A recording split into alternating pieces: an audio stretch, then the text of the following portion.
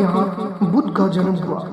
पिता ने ज्योतिषों को बुलाकर भविष्य पूछा।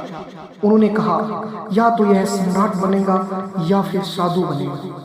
एक तरह से देखे, एक सच्चा सम्राट भीतर से साधु ही होता है। जब ज्योतिषियों की भविष्यवाणी राजा को सुनाई दी तो वह घबरा गया।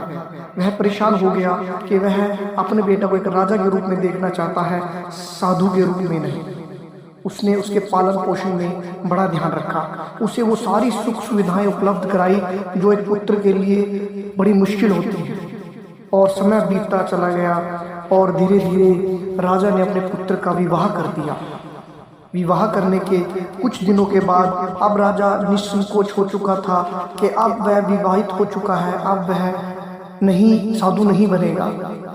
पर वक्त को कुछ और ही मंजूर था। धीरे धीरे समय निकलता रहा। फिर एक दिन उसके यहाँ बेटा हो गया। अब राजा को लगा कि अब मेरा बेटा साधु क्यों बनेगा, क्योंकि अब वो पुत्र मोह में चला गया है। समय के साथ समय का पहिया घूमता रहा, वक्त गुजरता रहा और अब राजा पूरी तरह से निसंकोचित हो चुका था कि अब उसका पुत्र राजा ही रहेगा, साधु नहीं बनेगा। लेकिन कुछ दिनों के बाद जो बुद्ध है उन्होंने अपने पिताजी से ये विनती की कि वह अपने राज्य को घूमना चाहता है। तो राजा ने सोचा कि अब तो उसका विवाह भी हो चुका है और बच्चे भी हो चुके हैं, तो अब वो साधु नहीं बनेगा, तो इसलिए उसको अनुमति दे दी गई। परंतु फिर भी ध्यान रखा गया कि शहर में उसको कोई वृद्ध या कोई बीमार व्यक्ति ना मिले ताकि उसका हृदय परिवर्तन ना हो सके।